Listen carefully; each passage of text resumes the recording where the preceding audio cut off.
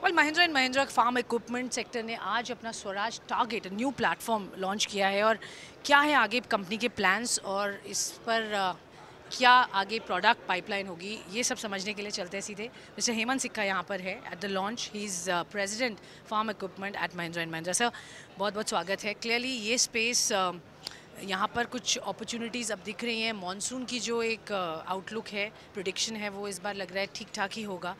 उसको देखते हुए सेक्टर के लिए ये साल कैसा दिख रहा है? स्वाति, जैसा कि आपने देखा कि आईएमडी ने अपनी जो सेकंड फोरकास्ट किया है, आईएमडी ने जैसा सेकंड फोरकास्ट किया है अभी, उसमें उन्होंने अपनी probability of a normal monsoon जो कि पहले फोरकास्ट में 35% थी, उसको बढ़ा के 43% कर दिया। जैसा कि लग रहा है कि even though the monsoon special जो होती है उसकी डिस्ट्रीब्यूशन और टाइमलीनेस में कुछ वेरिएशन हो सकता है, लेकिन overall at a gross aggregate level IMD is predicting this to be a normal monsoon and I think going forward this will be a very positive thing. Okay, for the sector sir, ये साल आप big leader हैं इस space में।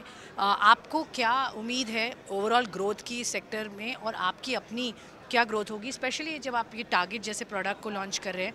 इसके क्या timelines हैं of launch, in the sense that कब से ये अवेलेबल होगा, किस तरीके का प्रोडक्शन आपने इसका सेटअप किया है, किस तरीके की आगे इसी प्लेटफॉर्म पर और लॉन्चेस हम देखेंगे? लास्ट ईयर स्वाति, आपने देखा होगा कि इंडियन ट्रैक्टर इंडस्ट्री ने बेहतरीन ग्रोथ को लिया। 9,45,000 से ज़्यादा ट्रैक्टर इंडस्ट्री में बिके और इंडियन इंडस्ट्री ने 12.2% का ग्रोथ लिया। इसके अगेंस्ट महिंद्रा में हमने इंडस्ट्री को आउट परफॉर्म किया। हमारा जो ग्रोथ था वो 15% था और हमने मार्केट शेयर को गेन किया। On the back of this product launch, जो स्वराज ट्रैक्टर है, ये वाइट स्पेस है स्वराज के लिए। अभी तक हम light weight category of tractors में पार्टिसिपेट नहीं करते एंड आपको मालूम है कि किस तरीके से हॉर्टिकल्चर इस समय इंडिया में बहुत फास्ट ग्रो कर रहा है और against food grain production, horticulture production जो है वो फूड ग्रेन से भी ज़्यादा है। Against A cropped area of about 18%, horticulture का जो एग्री जीडीपी में शेयर है वो 30% हो गया। So this is a very fast growing segment. इतनी ज़्यादा ग्रोथ हो रही है इस सेगमेंट में और with in all the segment जो एचपी रेटिंग की हम बात करते हैं ट्रैक्टर इंडस्ट्री में, जो 20 से 30 एचपी रेटिंग की ट्रैक्टर सेगमेंट है वो वैसे भी ओवरऑल ट्रैक्टर इंडस्ट्री से ज़्यादा फास्ट ग्रो कर रही है। और हमारे ये दोनों प्रोडक्ट्स जो कि 29 एचपी और 25 एचपी का टारगेट है, ये दोनों 20 से 30 की रेंज में आ रहे हैं। तो आई थिंक हम लोग एक बहुत फास्ट ग्रोइंग सेगमेंट में आ रहे हैं। स्वराज के लिए ये एक वाइट स्पेस है, नया ग्रोथ एरिया है। So we are feeling very happy, very excited. किस तरीके का मार्केट शेयर आपको लग रहा है आप गार्नर कर पाएंगे? इसका फाइनेंशियल इम्पैक्ट कैसे देखते हैं? स्वाति, ये क्वेश्चन बहुत इंपॉर्टेंट है क्योंकि ये जो सेगमेंट है अभी लाइट वेट ट्रैक्टर की सेगमेंट, ये अभी लगभग 50 से 55 हज़ार पर ईयर की सेगमेंट है और हमें लग रहा है जिस तरीके से सेगमेंट ग्रो कर रही है, जल्दी ये सेगमेंट 80,000 से 1 लाख तक चली जाएगी। तो हम लोग इस नए प्रोडक्ट को डाल रहे हैं 2 एचपी रेटिंग्स में और आपने देखा कि प्रोडक्ट बहुत सुपीरियर है कंपटीशन के बनस्पत। तो हमें लग रहा है कि हमारा अच्छा मार्केट शेयर आना चाहिए।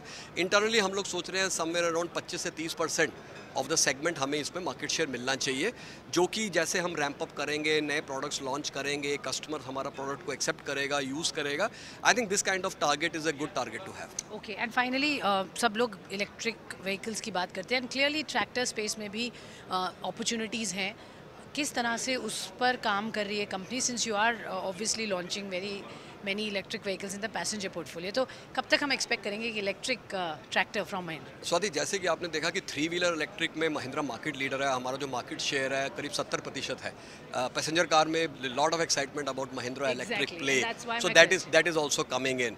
लेकिन ट्रैक्टर में हमें लग रहा है कि जो ये ट्रैक्टर में इलेक्ट्रिफिकेशन होगा ये लो बैक एंडेड है, ये कर्व में बाद में आएगा। तो जैसे 2 व्हीलर्स में हुआ, 3 व्हीलर्स में हुआ, पैसेंजर कार्स में हुआ, ट्रैक्टर का इलेक्ट्रिफिकेशन अभी कुछ साल पीछे है।